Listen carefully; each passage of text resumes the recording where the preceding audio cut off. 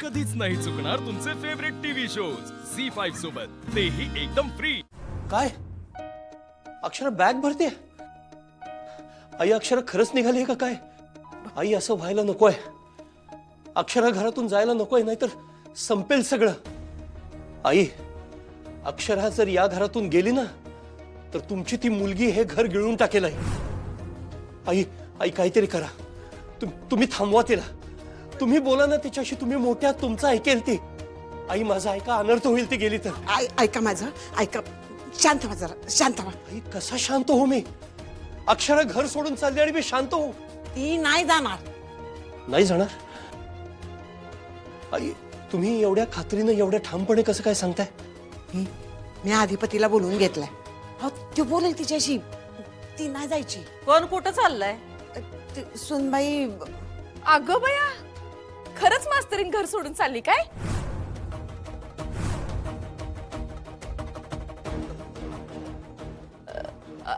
अशी कशी घर सोडून चालली? घरची लक्ष्मी आहे ना हो ती? बास झालं, बंद कर नाटक ही। हा मानभावीपणा करू नका आता। अक्षरा घर सोडून चालली तर यांना आनंदाच्या उकळ्या फुटतायत। बघताय नाही, हा सूर्य आनंद चेहऱ्यावर दिसतोय यांच्या, पण मी हा आनंद टिकू देणार नाहीये। मी काय वाटेल ते करीन, पण मी अक्षराला थांबवेन। अहो थांबवा की मग, आम्ही कुठं नाही म्हणतोय। आता घरची सून बाहेर गेली तर चार लोक काय म्हणतील? नगच त्यांनी जायला। येळ पडली तर आम्ही जाऊ, पण त्यांनी नग जायला। त्यानं इथंच राहू दे। दुर्गे, चल देवीची आरती करून घेऊया। आई काय वाटेल ते झालं तरी आपण अक्षराला थांबवायला हवंय। म्हणजे अधिपती तिच्याशी बोलेल, आपण सुद्धा बोलायला हवंय।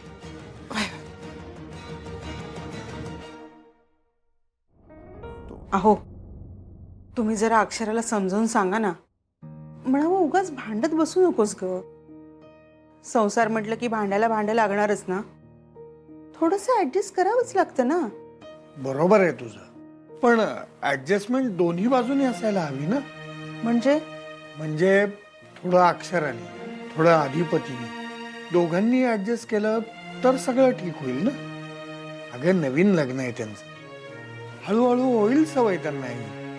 आता आपण असंच ऍडजस्टमेंट करत पोचलो का नाही इथपर्यंत? अहो आपल्या वेळेसची गोष्टच वेगळी। आपल्या पिढीमध्ये केवढा संयम आहे।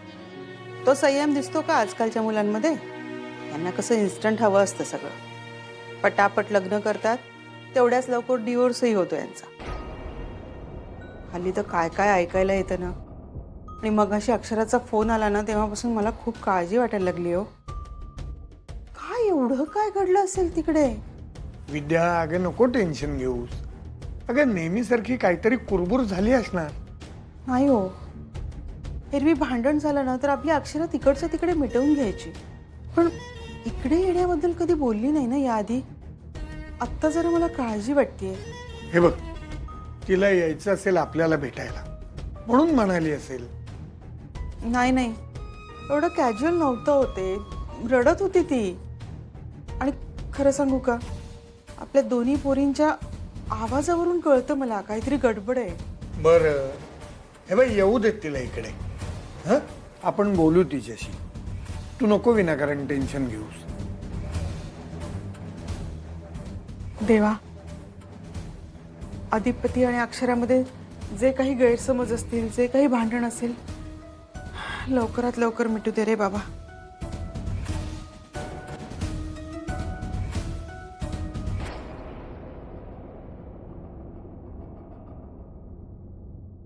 ए अड्या, अरे बघतोस काय, जा तिला अडव। मी कशाला अडवू? त्यांची इच्छा आहे तर जाऊ दे। पण तुला चांगलं माहिती आहे त्यांची इच्छा काय आहे।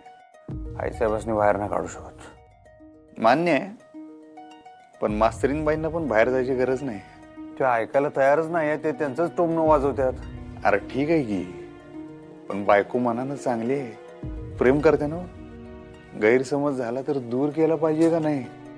घरची लक्ष्मी म्हणतोस ना, मग तिला असं बाहेर जाऊ देणं बरं ना?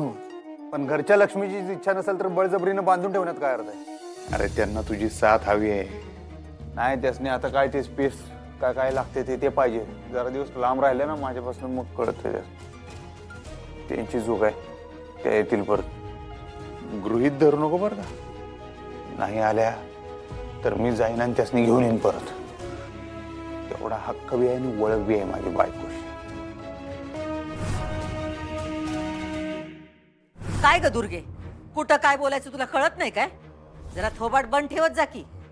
माफ कर मला ताई. अगं ती डुचकी हे घर सोडून चालली ऐकून का नाही मला लई आनंद झाला म्हणून चुकून बोलून गेले ग. तुझा आनंद तुझ्या मनातच ठेवत जा. सारखा सारखा बाहेर यायला लागला का नाही तर एक दिवस तुलाच बाहेरचा रस्ता दाखवू आम्ही.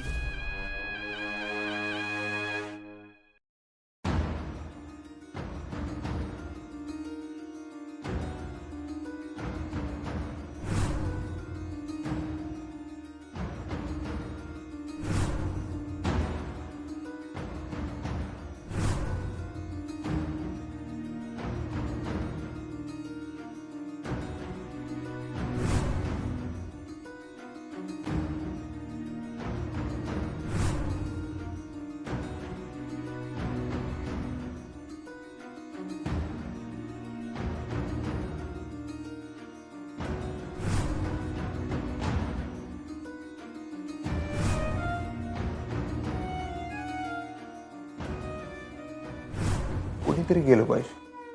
मी जाते घर सोडून.